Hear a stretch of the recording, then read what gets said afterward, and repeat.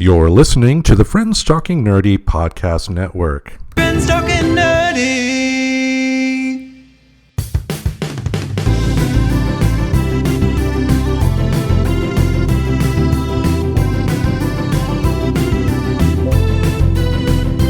If your friends are nerdy and you are nerdy too, I want to talk to you. Friends Talking Nerdy. This is the podcast making, public transit taking, kiss stealing, wheeling, dealing, son of a gun, Tim the Nerd, welcoming you to another episode of Friends Talking Nerdy. We thank you for starting your week off with us. Seated next to me in a reddish jumpsuit. I don't know the specific color, but it's nighttime here at the Friends Talking Nerdy Studios, and the greatest legal mind in the Pacific Northwest is dressed to chill. That's right. I am dressed to chill. I got my little onesie on. It happens to be burgundy. Burgundy. Similar to red, but different. Kind of red and purple together. You don't know your wines. Yeah. So, how are you doing, Tim? I'm alright. What about you? You know, I'm okay. There's some weirdness going on here in the Friends Talking Nerdy Studios, though. Yeah, critters that have nothing to do with our normal critters, Mimsy and Annie. That's right. So Mimsy and Annie are here. They're kind of freaking out, too, about this problem, which is that apparently squirrels are running up the tree in the backyard, across a limb, onto the roof, where there's a hole that they're getting in. Nobody knows where the hole is. Nobody can get up there to see. We need to hire somebody to clean the gutters. And it's a really tall three-story really building. So we need somebody to clean the gutters and then find the hole in the roof and patch it. And it just makes me feel like the whole place is like falling apart. Yeah, because what happens with these animals is they get in the attic, then they somehow get in the wall, like they fall down something, and it's like a mine shaft, and they fall into the wall, and then they fall all the way down to the ground floor. Poor things. Yeah, it's really awful. I mean, the annoying part, though, is still hearing them upstairs running around in the attic. Like, I mean, it's got to be great for them if you think about it. This time of year, it gets a little cooler, and they all of a sudden have a roof over their heads. Mm-hmm. They can be the fancy squirrels in the neighborhood. Yeah, they could totally be. Yeah, they're the gangster squirrels. Come over to our place and we'll have some peanut kombucha. Yeah, they're hippie. They're Alberta Arts District hipster squirrels, yeah. Mm-hmm. Yeah. Anyway. Yeah, so we had that happen. The wildlife guy came out and looked around, and so that was the big excitement here in the Friends Talking Nerdy Studios. Yeah, I mean, at the very least, though, we can put on the fireplace without anybody roasting alive. Because we did. Did they determine it was a squirrel that got trapped in there, or was it a bird? I believe it was a squirrel. Understandable. Mm-hmm. Poor thing, though. Like for me, we heard it in there screaming. It squealed, and I mean, it sounded like a squeak or something like that. Initially, I thought it was a bird, and Mimsy and Annie. It was funny their reactions because they heard the scurrying, they heard like the hitting of the squirrel on the sides of the metal of the chimney, and whatnot, and they were looking, and all of a sudden, when the squeal happens, all of a sudden, Mimsy was like, "Oh hell no!" She got up and she ran and jumped on top of the fireplace, was looking around, and he was like down by the base of the fireplace, like looking up in there, like, "Oh my god, what's up there? Oh, we can kill and eat it. Yeah, that's dinner. Yeah, we don't have to have what the humans give us." We can have good food. Well, speaking of wild animals and cats, you made an amazing cat video. Yes, on iOS devices, they do have the ability for slow-mo recording. And just, I was playing with Annie one day. She absolutely adores this piece of knitting that the professor attempted to start, but once Annie found it, it became hers. Yeah, it's round needles, so it's almost like a little Elizabethan collar kind of thing, but it expands and contracts because it's not connected. But anyway, what I did was like I was holding it above Annie, and then she would just jump in the air, but she can jump pretty high, and she can jump, to the top of my chest, and I'm 6'5". So that's, At least 5 feet. yeah, pretty big jump there. So what I did is I took that slow motion camera and I took the toy. It is now a toy, and held it out, recorded her as she jumped all the way up to my chest, and it's great because you can see her paws kind of like web out, and the claws are out, and she's like grabbing it, and she's got like her eyes just, when cats are happy, their eyes get all content and small, and they blink real slowly and whatnot. But she did that, and it was fun. I loved making that video. Mimsy is more of the I will just sit there if you have the camera on, and then by the time you turn the camera off, that's when she'll do the crazy stuff. But Annie likes to put on a show. Yes, she's very gregarious then, Annie. Let me ask you this. How did you get the sound on it? Well, when I posted it on Instagram and TikTok I had to use a different song, but with Instagram and Facebook, you can actually put licensed music and attach that. Oh, wow. Yeah, so I was able to put Looks That Kill from Motley Crue, the song that inspired how Annie got her name. I see.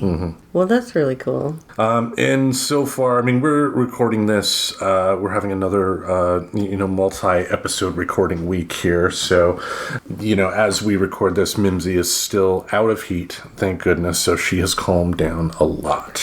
Yeah, she seems very chill these days. Yeah, and not looking forward to heat again, but, like I said before, like, if this is the worst we can expect from her, then we'll be able to handle.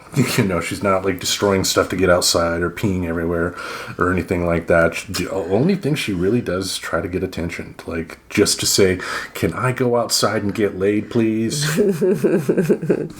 So, and here's the thing, we need to get both of these cats altered so that they cannot have little kittens. We have been having the most difficult time finding a veterinarian that will take new patients that doesn't charge $500 to spay a cat. Well, even if it's $300, that's $300 for 2 cats, $600, and that's just the spay procedure.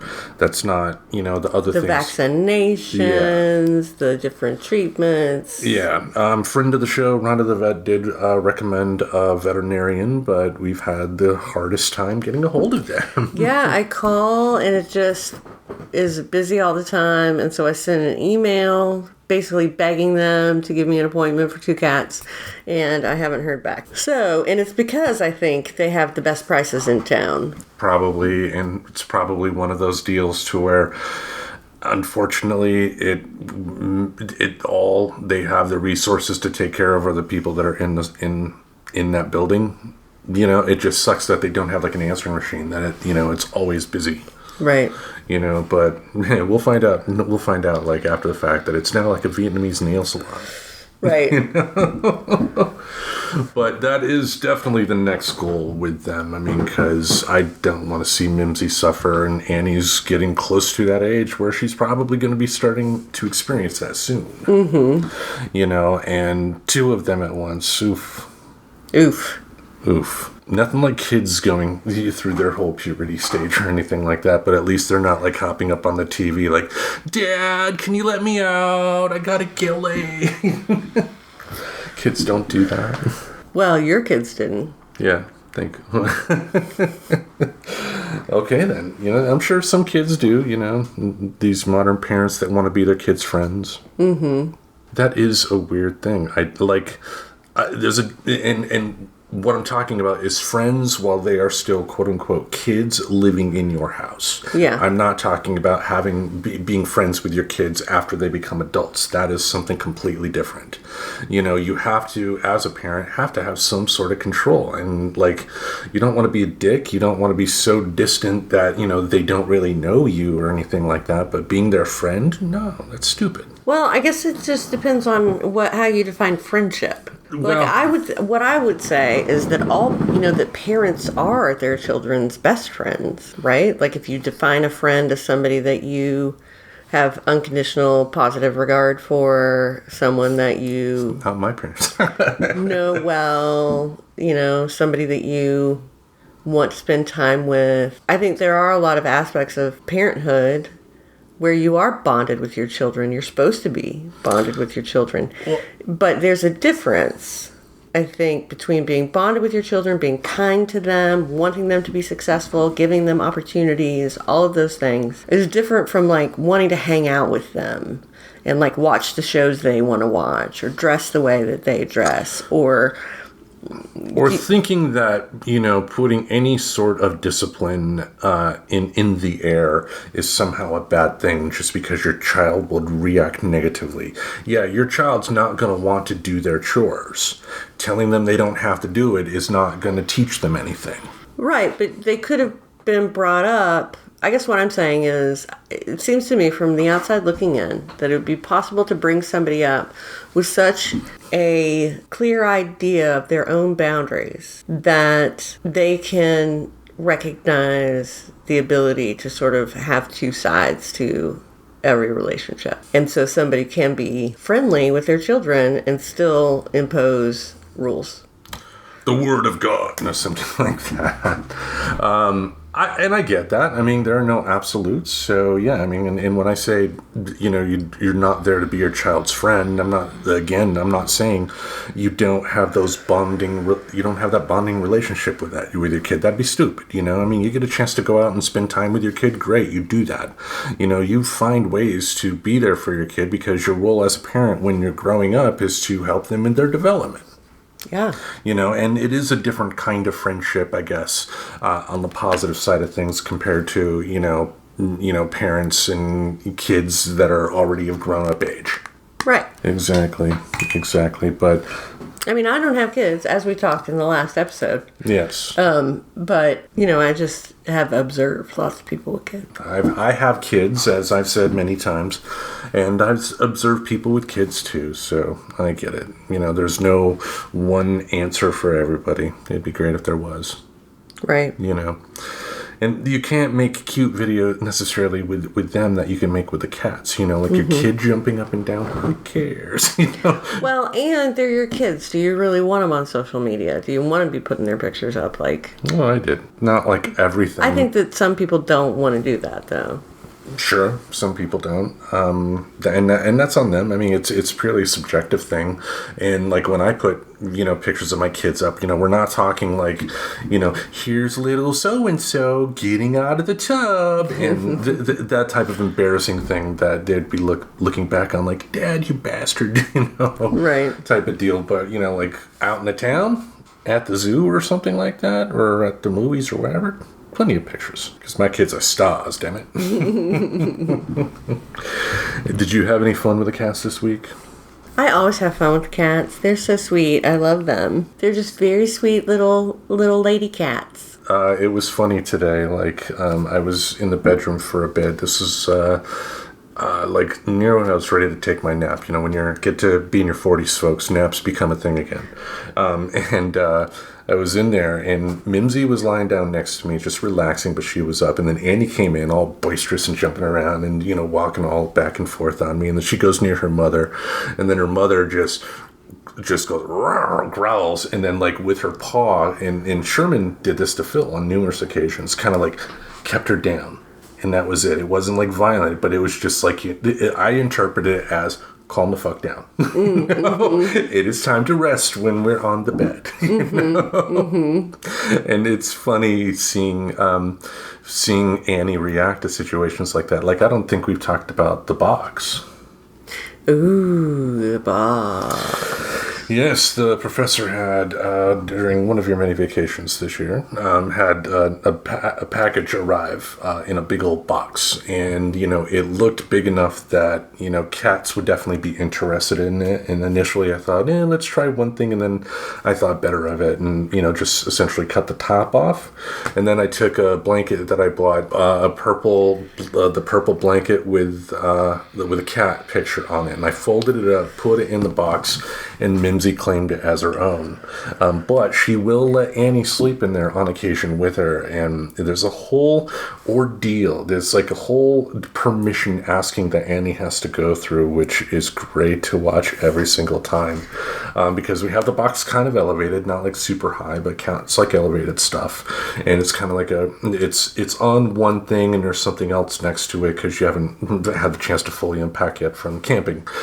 So it's kind of like a step stool, and then Annie will step on box number 2 real quietly, and then she will quietly step into the regular box and get into the position that she wants, and then she will go to her mother and start licking her mother real softly, like, "You're the best mama in the world, I love you," like that. And sometimes Mimsy will just sit there with a smile on her face like cats do, or sometimes she'll do like I mentioned in the bedroom where she's like, "Rrr," and kind of puts her down, like, calm down, type of deal. But each and every time, not each and every time, there have been times where Mimsy was like, "Get the fuck out." Yeah. But seeing Annie get that permission to lie down next to her mother, you're just like, oh, so cute, so adorable. They're just adorable. They really are. They are. Still trying to keep the words of advice we received from the Jackson Galaxy show that's on Max. What do they call that? Attack of the Cats or something like that. I forgot the name of the show. My Psycho Cat. Something like that. It's on Max. I mean, I think everybody at this point is familiar with Jackson Galaxy. He has a popular TikTok account, Ray has cats, but that's, playing with them. And with Annie, I've been trying to incorporate more jumping, and I think that's working in terms of tiring her out, because like there's a chair by the door. I'll have her jump up on the chair and down with her feather toy, and I'll also have her do it on the couch, and she's running back and forth at top speed. And then, by the time I put the toy away, she's like lying on the ground like, yeah, I'm cool. Yeah, cool. I don't really care about that anymore. Yeah. I need to take a breather. It's fun. But that, I think that is a good lesson for anybody out there on the fence of getting a pet instead of a child. If you get a kitten, you will have to put time in to work out with them. And you don't have to put in much time at all. Like 5-10 minutes of your time with like a wand toy. I think Jackson Galaxy says keep on going until they pant. I don't think you necessarily have to do that, because your cat will let you know if they don't want to play anymore. Like Annie's pretty good about that. But yeah, work out with your cat. Yeah, you got to work out with your cat in order to keep them occupied and engaged so they don't get into trouble. Yeah, because in trouble too, like they're not sitting there like, I'm going to climb up here and then break this dish. Ha, stupid humans. It's just because they're bored, because, they're not getting their energy released in proper ways. They may hop up on the kitchen counter and start messing with stuff, which they have done before. But we're taking steps to including the exercising to get them to focus on other things. And you got them treats. Yes, so this week they got some treats, some Temptations treats, or they're perfect. And I saw what you did there. There's some that are catnip and chicken, I think. Yeah, Mimsy loves those. And what I love about those treats is that this is the first thing that Mimsy takes over. Because usually if there's a toy out, Mimsy will initially show some, hey, it's a toy, I'm going to play. But then Annie sees a toy and she's like, get out of the way, Ma, I'm playing. And Mimsy, just will stop playing. Yeah. And I'm reading human emotions into that. More than likely it's just, oh, she's playing, I'll just be over here then. Because if it really bothered her, as I said, she's pretty good about telling her daughter stop. But I do feel bad. It's like you want to play with the other cat as well. But this is this is great, because with the treats, I will put one out for Mimsy. I will put one out for Annie in 2 separate areas of the floor. Mimsy will eat her treat, and then one over and quickly eat Annie's treat. Because Annie does not eat them with the same gusto. She's like, I need to smell it for a while before I eat it. Yeah, initially she just smelled it and walked away, but then she saw her mother chowed down and was like, maybe I'll give this a try. It's okay. It's okay. It's okay. But now, have you tried the shrimp ones? No. Right. Maybe Annie will be more into the shrimpy ones. Certainly possible. We do have to keep them elevated. Yes. Because I found the bag of treats on the ground the day after the professor brought them home, and there were bite marks all near the top where the opening is of the bag.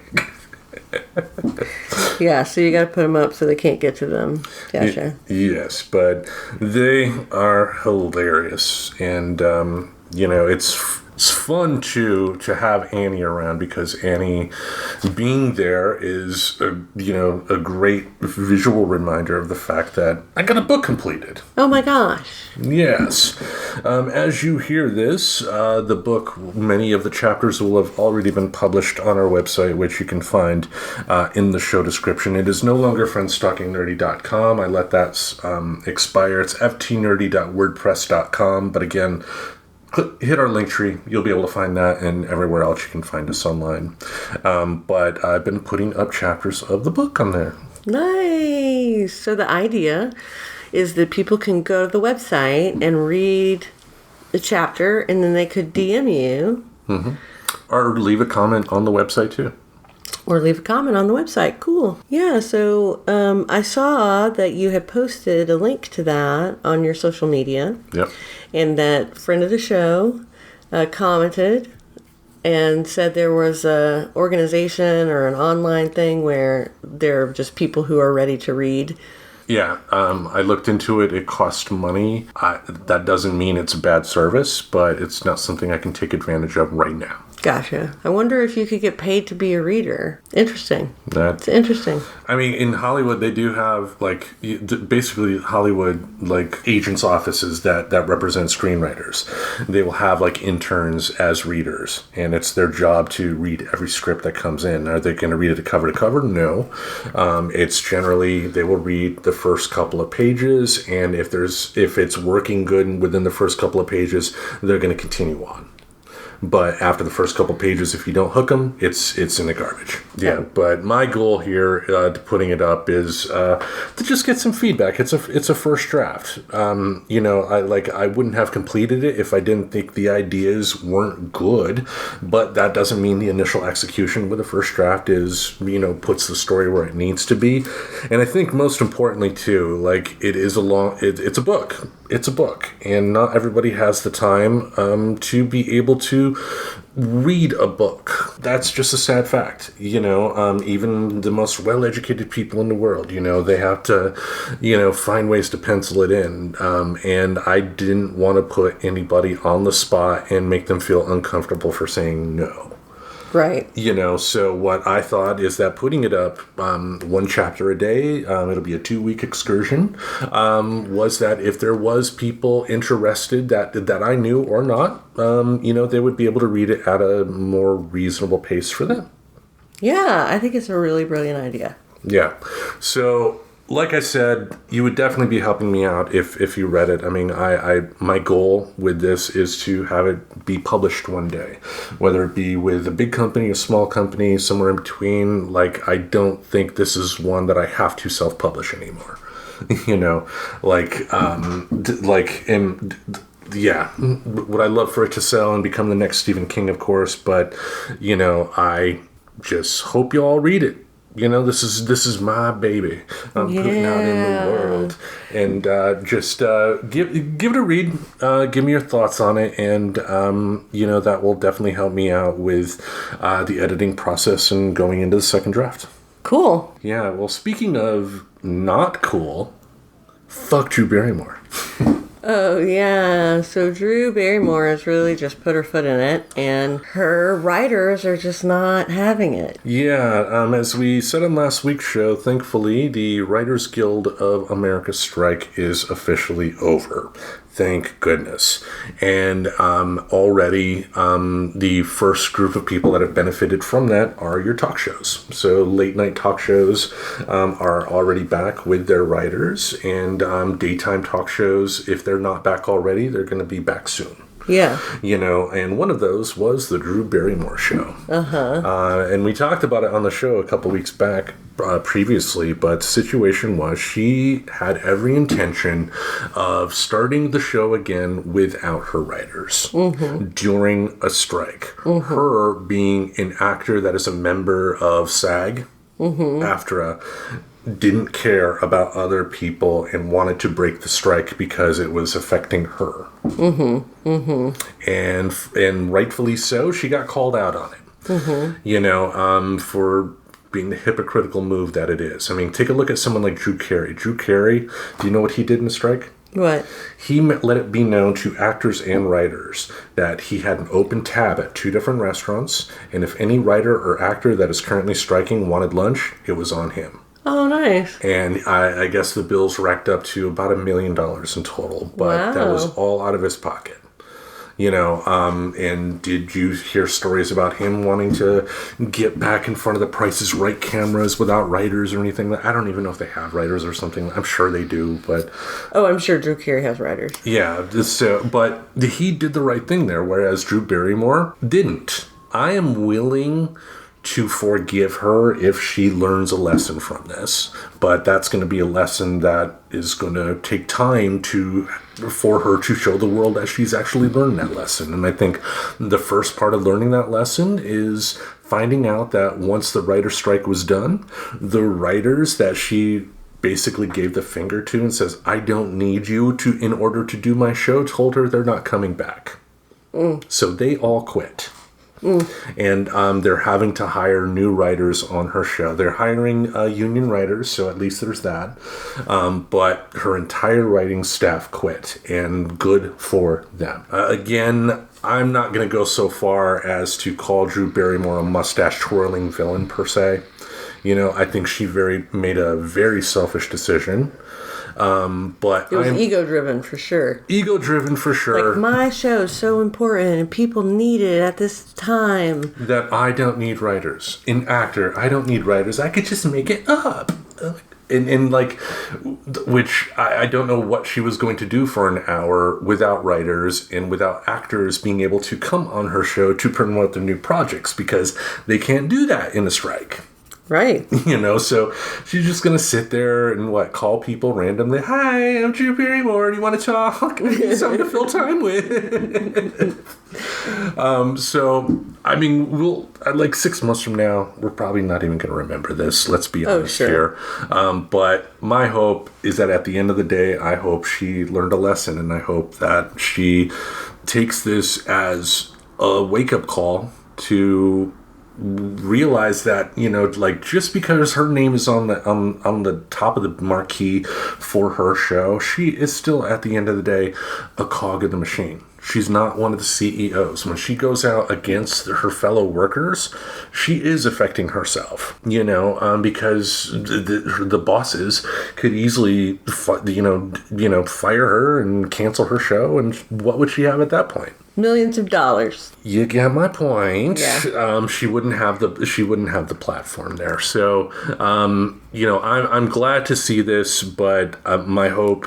And I don't even know her, so who knows? Maybe she's a jerk behind the scenes for all I know. But my hope is that she learns a lesson from this, and the next time there's a strike or some kind of thing, she's there to support and in the front row helping. Yeah. Yeah. Do you have any words about Drew Barrymore? Do you love her just as much as Alanis Morissette? Yeah, pretty much. She was in E.T. That was her big claim to fame. And then she was in a lot of movies that were sort of rom-coms that were appropriate to my age group. And I didn't like any of them. You didn't like The Wedding Singer? I don't like Adam Sandler's humor. I mean, that's usually the one that most people can tolerate more than anything else, because that's the one where he's not acting a fool. He's pretty much a normal guy throughout, and most everybody else are the ones acting the fool in that movie. Mm-hmm. So it's different. It's not like The Water Boy with his stupid accent throughout, Right. Yeah, he has a brand. Yeah. And that's what I failed to mention with the Rob Schneider thing. You know, when people go see a Rob Schneider film that's produced by Adam Sandler, they're not going, ooh, Rob Schneider. They're going, Adam Sandler produced that. And they know what they're going to get, and they go because of that. Right. Because they want that. Yep.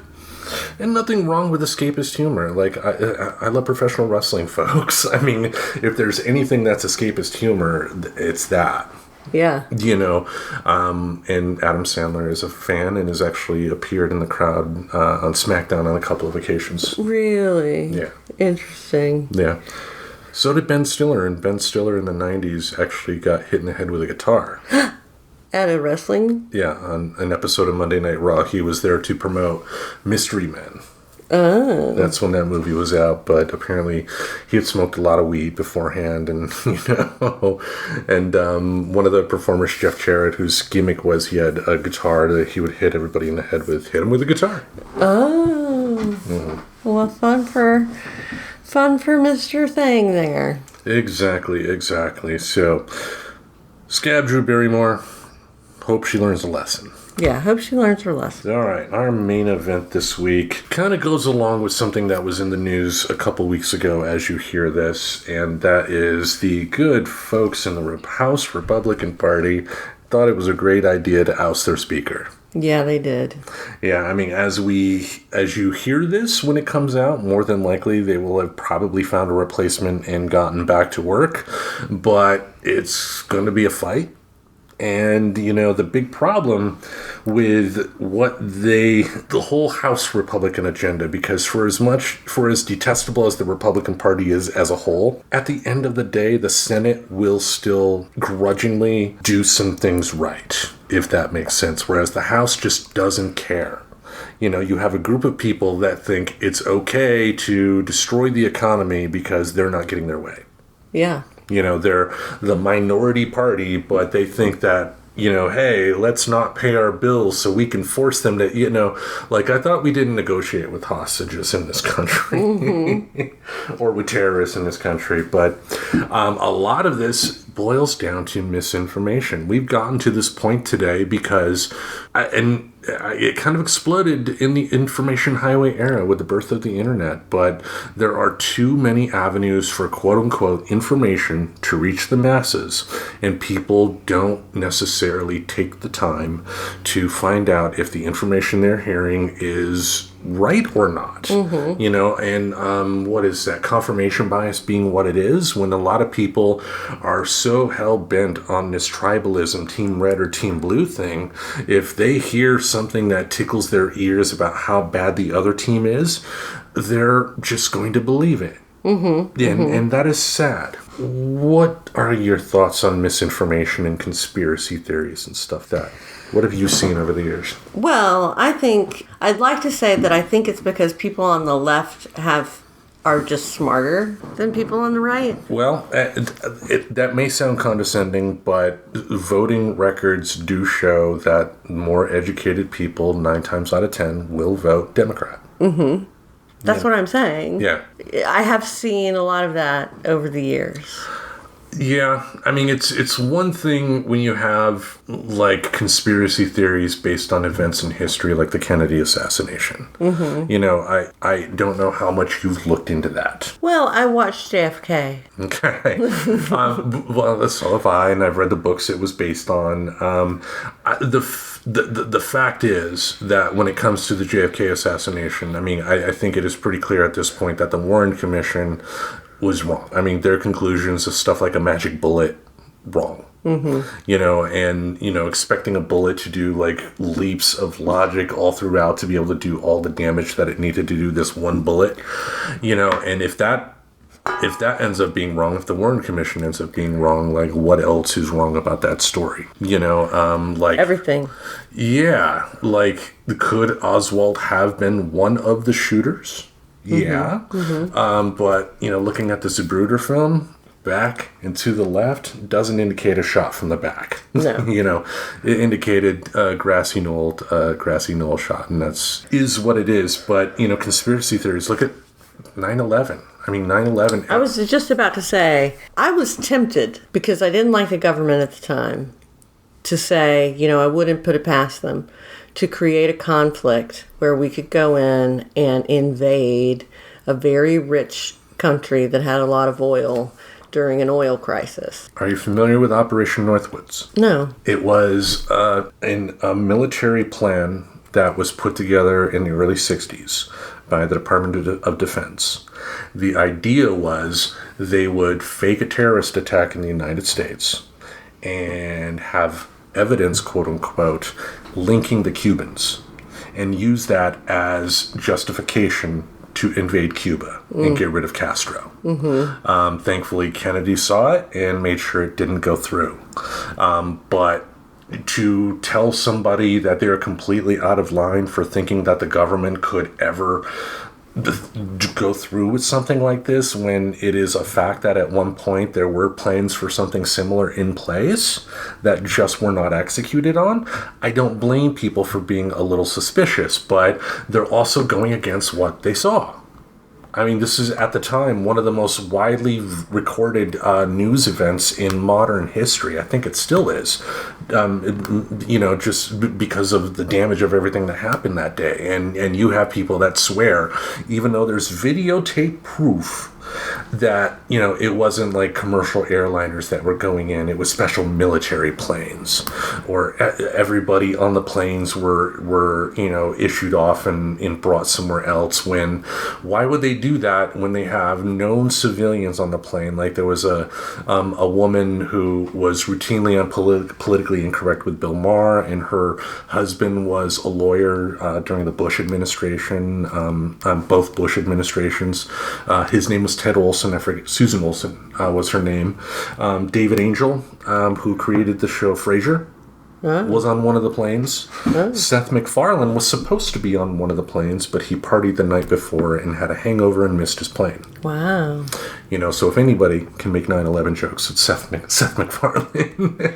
Well, so I was always tempted by the idea that the whole building had been wired to explode. Well, I get that, but to me, though, it's like a conspiracy at that level, to the point to where they contemplated and went through with, setting up explosives on a building like the World Trade Center. Like, call me crazy, I don't think the government is that efficient to get away with it without us hearing something already.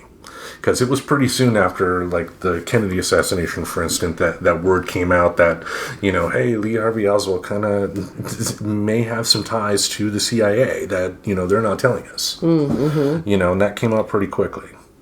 But I think, too, because I've seen videos, too, where they talked about it was the design structure of the World Trade Center, like the beams technically should have been able to sustain it, but it was like the fires that ended up burning like the concrete and other things that caused it to bend, and then like it just took one floor to totally collapse, and it was just like dominoes.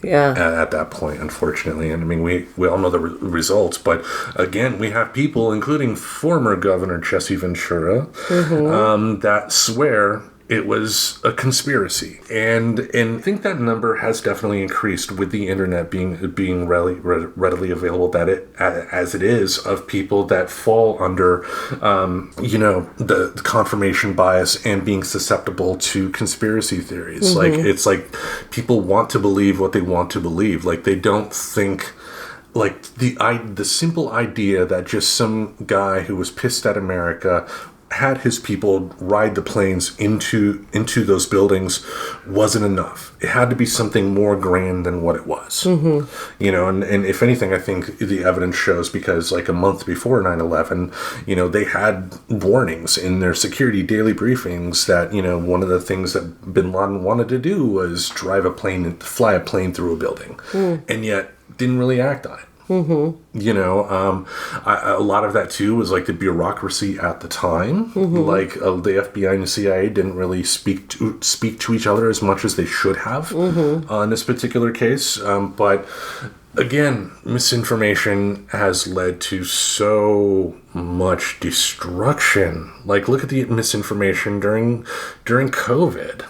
Oh my gosh. You know, and people actually believing, you take a little bit of bleach, and that was one of the few times where I'm like, go ahead. If you're that dumb, maybe you need to. But we came across an article in Psychology Today. We're not going to read through it, but it did lead us to an interesting test here. The article, written by Sarah Gorman, PhD, and Jack Gorman, PhD, the hottest couple in Psychology Today. The Gormans, PhDs. Gorman. I'm a Gorman, yeah. From the Connecticut Gormans. And it was reviewed by somebody else. But it's, can you test your susceptibility to misinformation? That's right. Yes, and what they talk about in this article was this interesting test from the University of Cambridge, which you at home can take.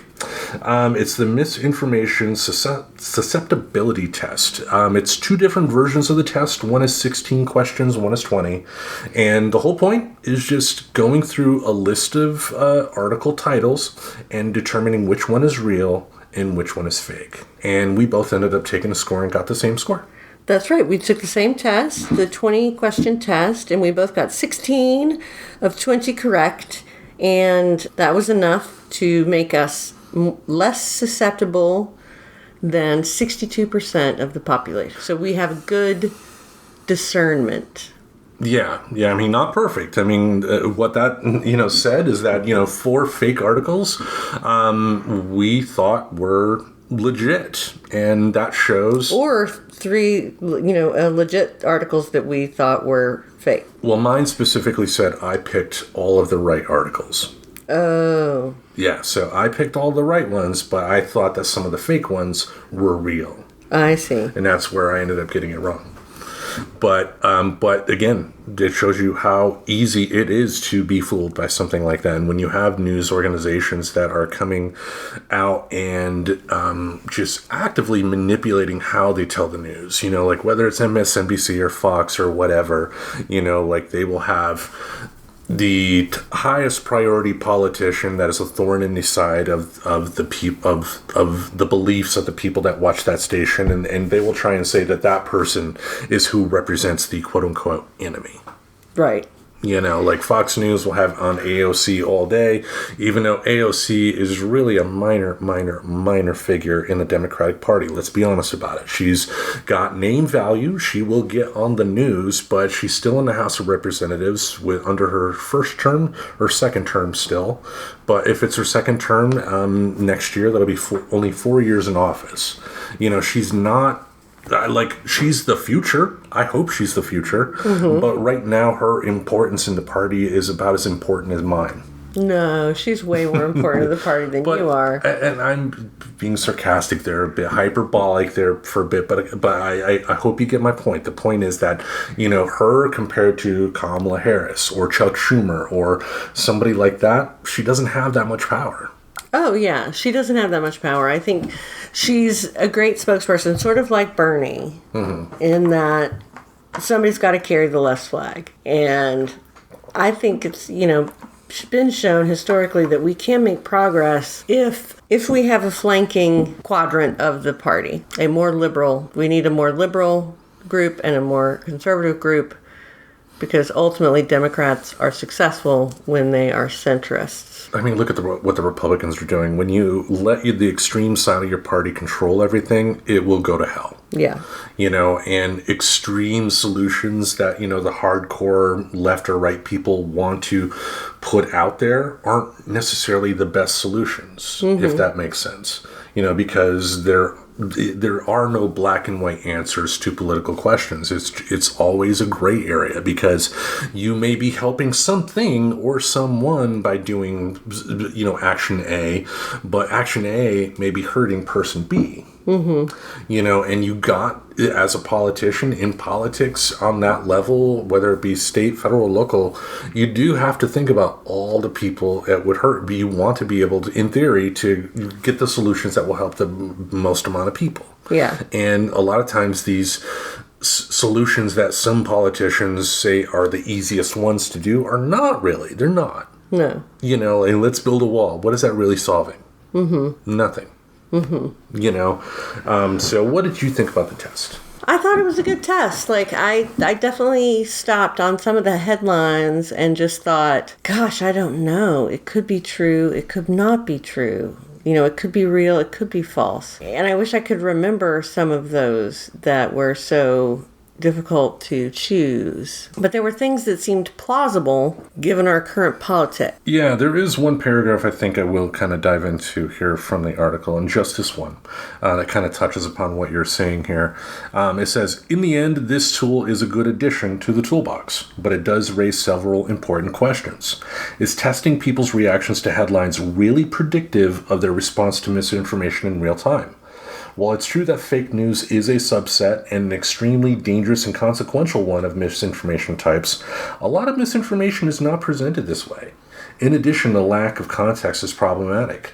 People do not consume information in a vacuum. They belong to certain groups that confer certain identities that make some information far more valid than others because of pervasive instinct to maintain belonging to important groups, especially those that define us. Mm-hmm. You know, I think, like, kind of going along with that, you know, speaking of groups, like a couple weeks, as you hear this, a couple weeks ago, it was announced that Senator Ben Menendez, I think his name is, from New Jersey, was indicted again on bribery charges. Yep.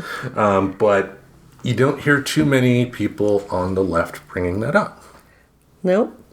And I think that is wrong, and I think that kind of contributes to kind of what we're seeing here, because you don't want to, you know, people in a group don't want to necessarily present their side as being flawed as well. Right. You know, whereas my argument would be, especially in times like these, when you do have a party that is breaking the law as egregiously as the Republican Party is, you do need to set an example. Mm-hmm. You know, like what happened to Al Franken a couple years back, from the sounds of it, a lot of it was a lot of smoke and not necessarily any real fire to that. Mm-hmm. But I don't disagree with him losing his seat, you know, because again, when you have the other side so willing and they will lie to your face with a smile on their face too. Yeah. When they're so willing, when you have people that are so willing to do that, to be able to be different, you have to call out people on your side that are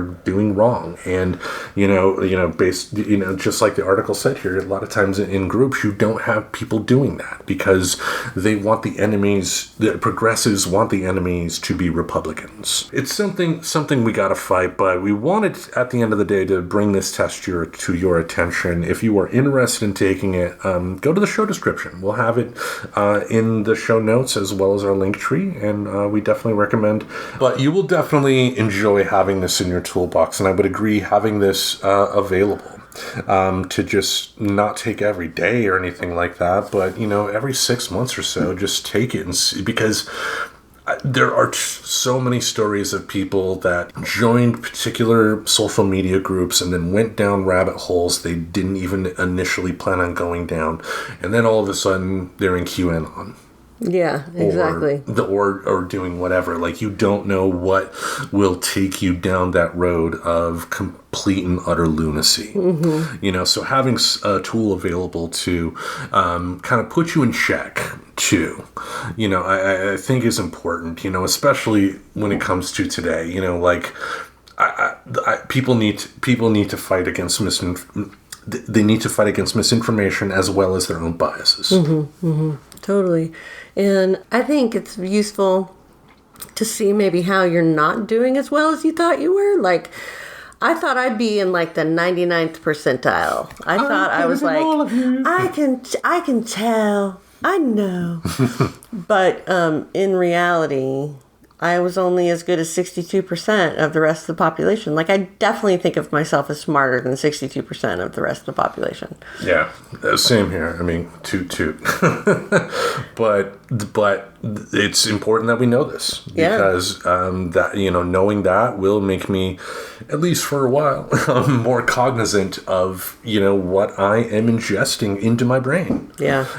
For the news, and that's something you got to be careful of. I mean, I think the internet is a beautiful thing in a lot of ways. Like, it's opened people's lives up to opportunities they never, I never thought would be there when I was a kid. Yeah. The whole world is just way more modern than I ever thought it would be. Like the fact that we have this wonderful show here that people all over the world can listen to on their podcast player of choice. On occasion we do get people that, listen in like Sweden or something like that, and that is awesome. So cool. Yeah, like, do I think we have fans over there that are going to write us? No, but maybe one day, right? Yeah, I'd like to go on tour in Sweden. There you go. We're here, yeah. Bring us your women and hot chocolate. We would like some hot cocoa. Anyway, I think, do you have anything more to say about misinformation? No, just avoid it. Be careful. Be careful out there, folks. Yeah, and, try and keep an eye. I mean, there are scientific studies out there that will kind of determine what, where news sources stand on, in terms of being a reliable source of news or more propaganda-ish. Mm-hmm. Pay attention to those, too. Mm-hmm. It's not that you shouldn't necessarily listen to a talking head. If you enjoy a talking head, fine. But, I've been guilty of it in the past where all my news, the news that I got on a regular basis came from those talking heads. Mm-hmm. And I didn't challenge myself. I didn't try to find voices of people that I disagree with. That I could still listen to. I didn't go, I was part of the crowd in the 2000s and the 2010s that, was a rabid MSNBC watcher. And now I don't watch the cable news because, again, it's a product they're trying to sell you and they want you coming back and coming back. So they're going to, regardless of the network, I'm not just pointing out MSNBC here, they're going to do what they can to keep you coming back and make everything seem like it's the end of the world. If you don't listen to us, if you don't watch our show, everything's going to fall apart. So you better tune in. You'll never know the information that you need. Yeah. You'll be killed by packs of liberal weirdos. Something like that, just be careful out there, people. I mean, we're going to be we have a wacky couple of years ahead of us. Hopefully by November of 2024, we hear some good news about Trump losing again. Yes. And then we can hopefully kind of let this nonsense die down a bit. I mean, there's still going to be fights because there are a lot of Trump acolytes there, and as long as that mango bastard is taking a breath, he's going to do what he can to, try and get himself out of his predicament. But just be careful out there, people, and challenge yourself too. Like I said, I think one thing that I've done over the past few years that I think I felt has made me better in terms of not just going along with the excitable headline news, is finding voices of people that I disagree with. For me, it works, and that means taking the time, though, to try to find somebody that still has the principles that you believe in. Yeah. What do I mean by that? There are conservatives out there that believe that everything that's happening with the Republican Party right now is absolute bullshit as well. Sure. There are. And to me, I want to be able to support those voices, with my listenership or readership or something like that. Instead of, the people that have already come out and, in court papers have admitted they've lied. But yeah, just be careful. Anything else? Not for me. I think that's ever the watchword. Be careful. Be careful. All right. So we thank you all for listening to another wonderful episode of Friends Talking Nerdy. Each Monday we'll have something in this podcast space to entertain your ear holes. Until we meet again, we bid you adieu. Farewell.